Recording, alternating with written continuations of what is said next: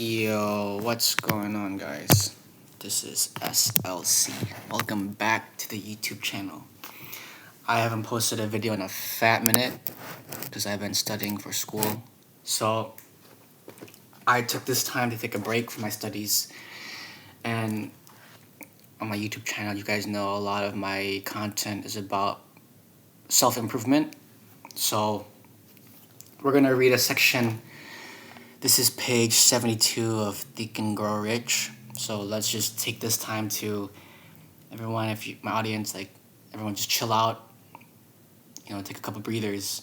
I'm gonna read this is Think and Grow Rich, page 72. This section is about specialists most sought. And this is the specialized knowledge section. So if any of you have this book, follow along. Here goes. Specialists most sought. Particularly sought after by employing companies are candidates who have specialized in some field. Business school graduates with training in accounting and statistics, engineers of all varieties, journalists, architects, chemists, and also outstanding leaders and activity men of the senior class. So pretty much this section in Think and Grow Rich, the specialized knowledge, what they're talking about is people are already predisposed to their talents based off physiology and biology. You understand what I'm saying? Based off physiology, if you're if you have a really good build, you're 5'6", 5'7", you probably weigh 150, 160, that is a calisthenics build right there. You're mid-weight, and if you're a mesomorph, oh my god. And if you're doing calisthenics at that point, that is a diving talent. You're using your physiology to pick your talent. You understand what I'm saying? Okay, continuing.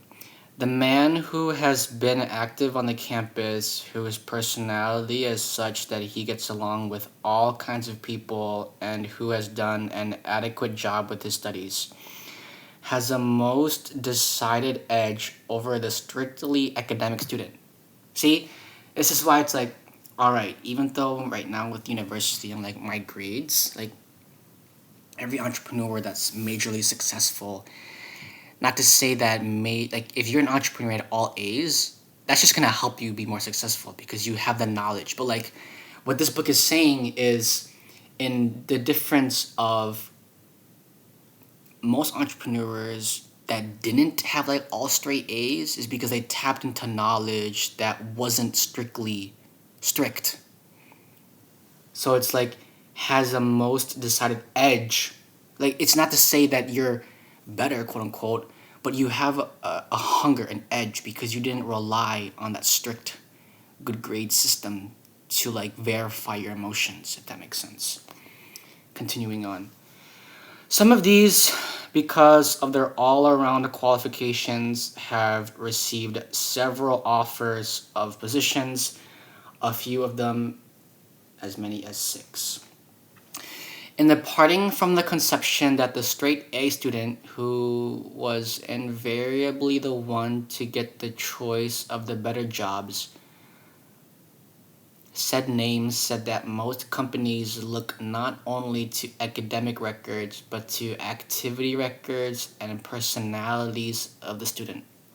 So moving forward into understanding the employees that I'm going to hire, that's literally what it's going to be. It's not to say that I would not look at their resume and be oh, what was your prior schooling?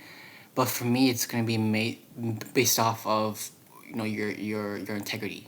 You know what I'm saying? Because if you were to give me someone who went through proper schooling, I would obviously want to pick that person instead because they're more properly educated. But then if there was someone who was absolutely always up in my grill, always on top of things, left, right, they just got everything, they're on top of everything, but they didn't have that quote unquote university situation, that is a possible employee that I would take onto my team, because what I know is that even though they don't have that industrial education, you could say, where it's boom, boom, boom, structure, they created their own version of that in their own life. Think about that, right? Continuing on.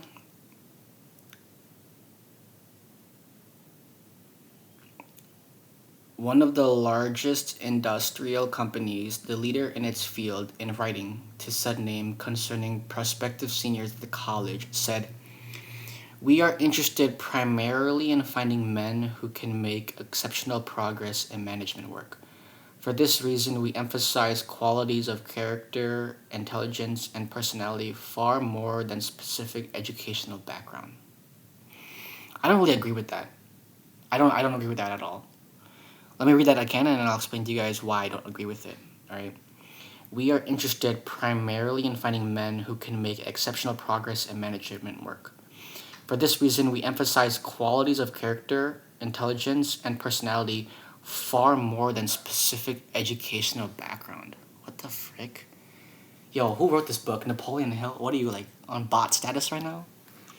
Why would you not want to hire people with a specific educational background? That doesn't make any sense. Like, not to say that I'm gonna hire people that are like don't have good personalities, that don't have good quality traits, but like you don't want to hire a jack of all trades. You want to hire a person that can only is a master at one thing. So then they just can just focus all on that one thing, and then their brain doesn't have to wire themselves, be stressed about whatever else. Then their brains can just fully focus on that one thing, because then what that is it allow you to do as an entrepreneur, right? As the CEO, is to be like that singular job. I can just turn my mind off now because that person only does that one job. So like, bro, who wrote this book? What do you mean you don't want people with specialized or specific educational background? It's interesting. So let me dissect this section right here. What the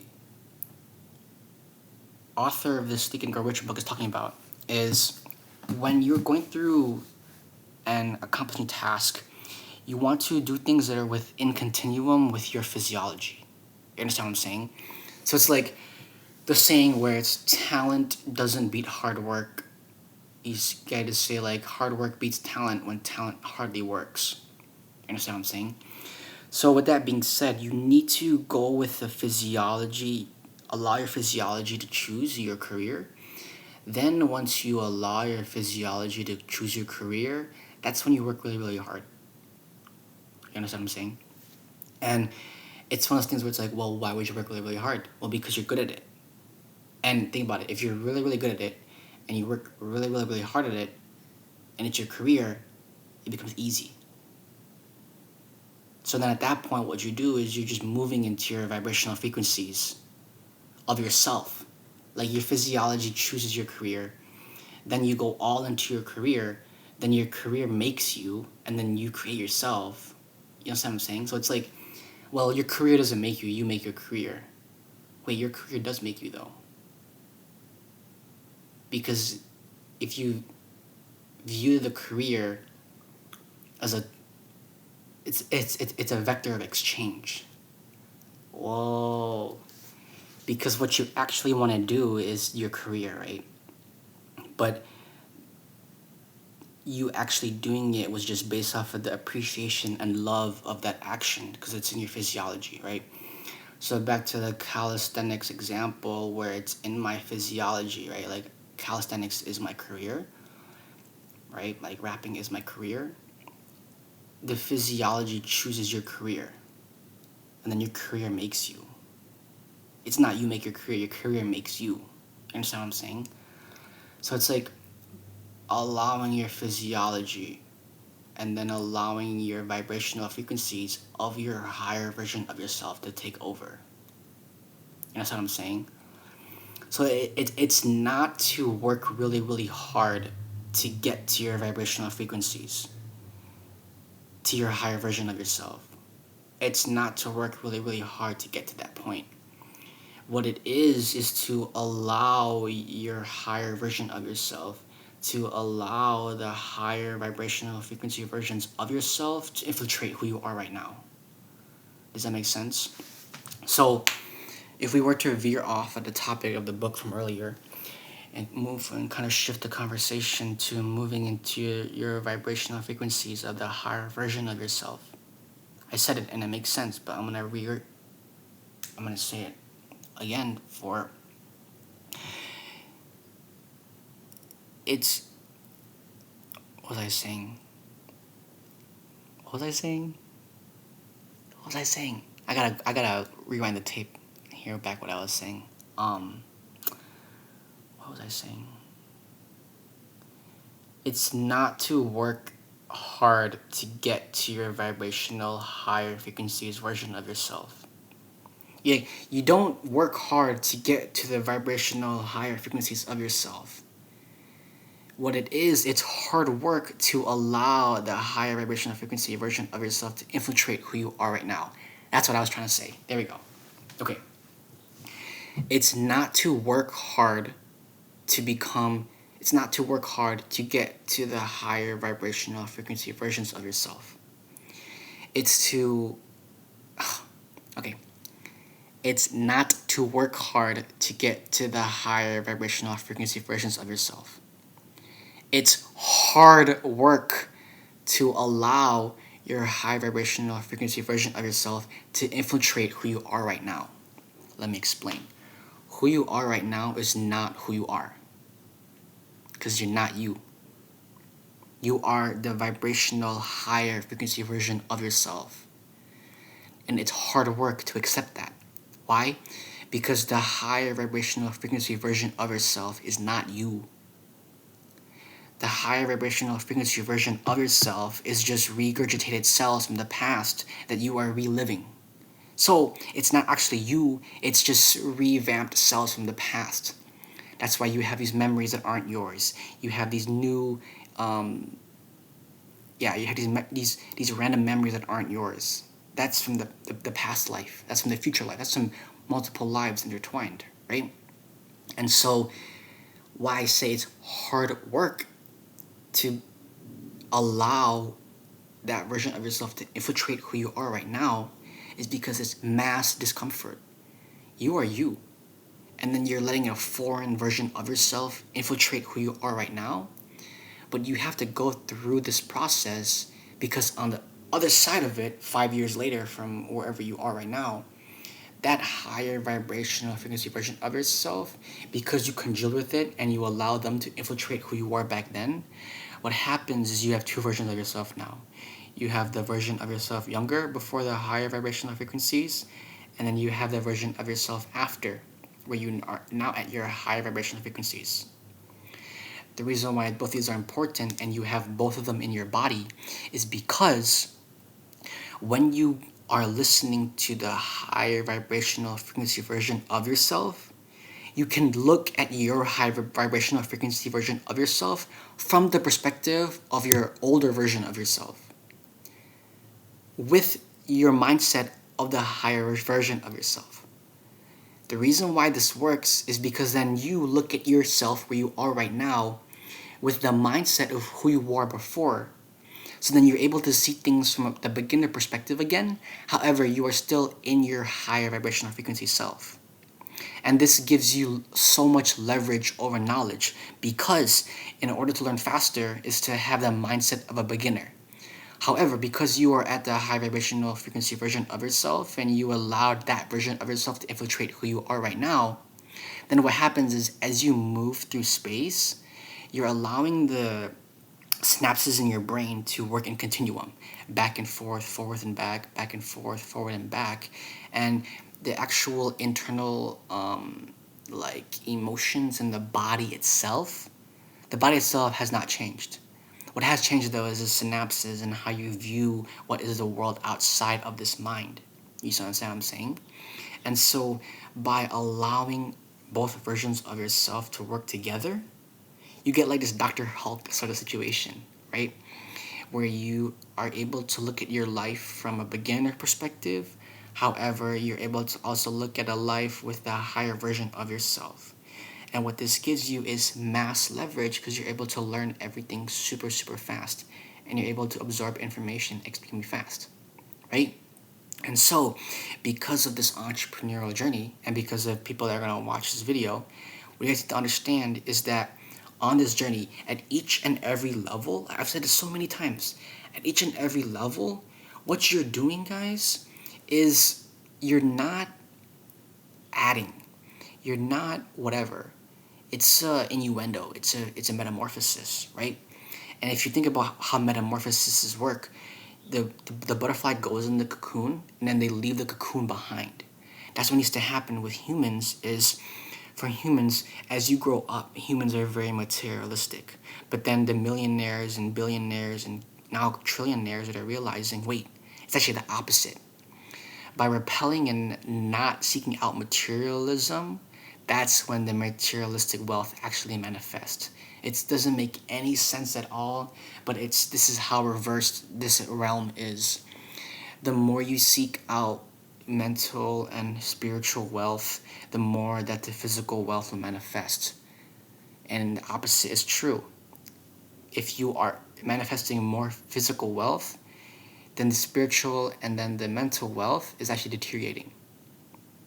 So it's like extremely powerful where you start with mental health, then you go to mental health, mental wealth, spiritual health, spiritual wealth, then you get material health, material wealth.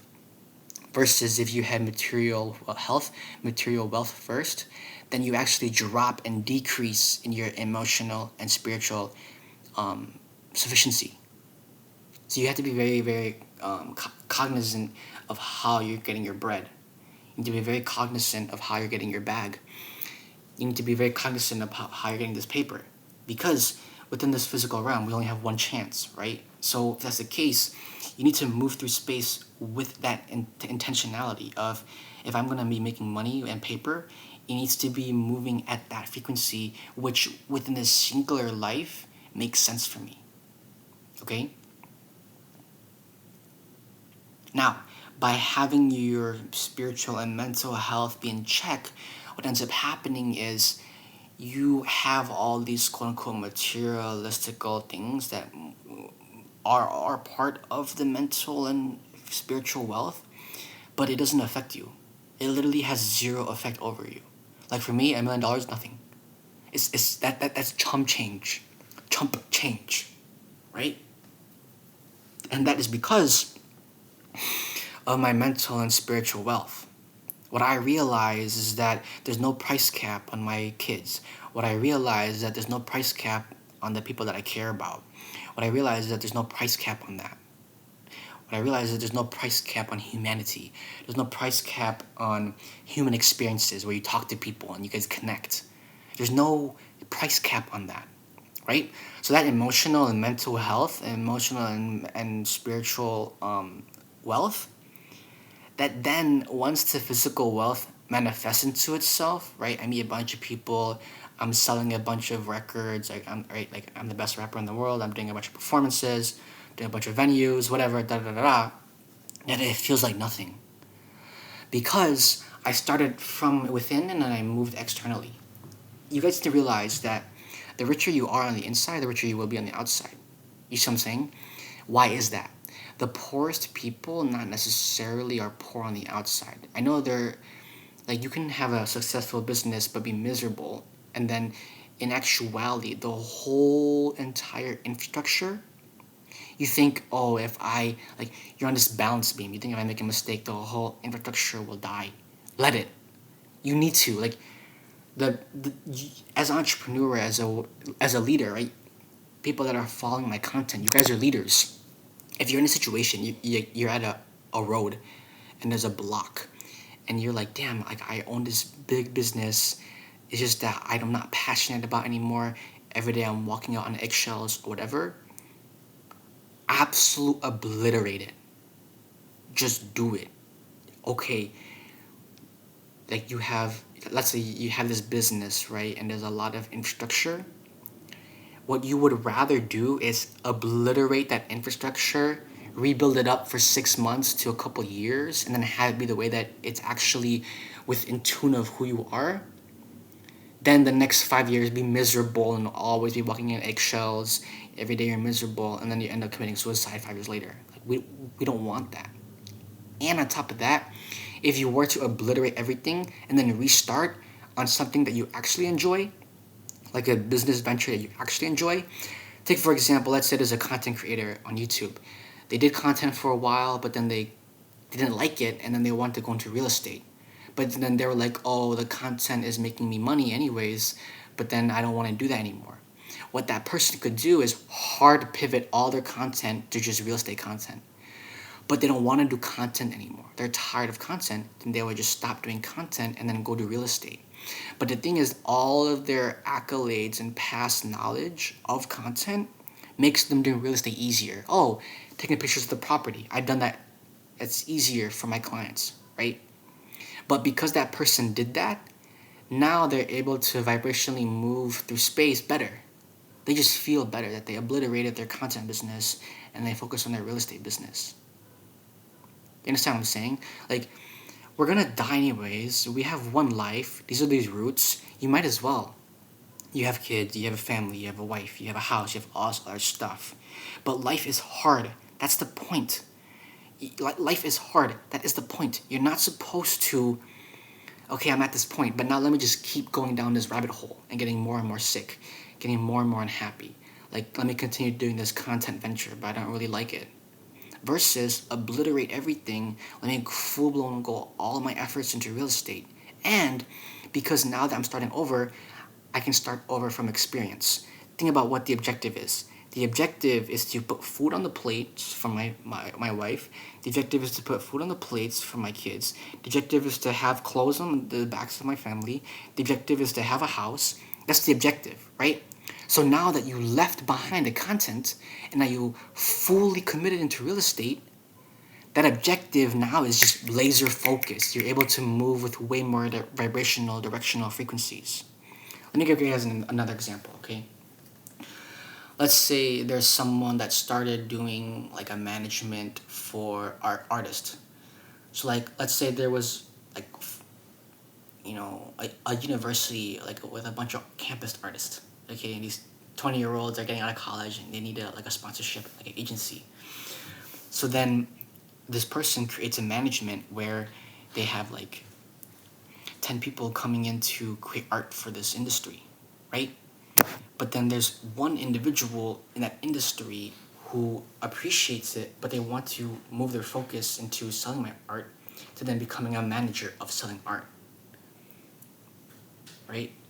And then by moving into that vibrational frequency where they shifted from creating art to then being a person that manages to sell art, and what they realize is, oh, you can still, how can I say this? What that person will realize is like, I'm still doing what I enjoy. Wait, hold on. What the person will realize is I'm gonna stop doing things I don't enjoy. And what that's gonna do for me is all the knowledge that I got from doing things I did not enjoy, when I now do things that I do enjoy, I will apply that knowledge. And if what I was doing before I didn't enjoy was still getting me the objectives, food on the plates, clothes on the backs, roof above the head, right? The family good, those are the objectives. If you were able to hit all the objectives with the things that you didn't enjoy, imagine being able to hit the objectives with the things that you do enjoy. So, everyone, my name is SLC. This has been a very, as you guys know, I like to chop it up. I like to give a lot of value. So, hopefully you guys enjoyed, and we will sign off and talk more later.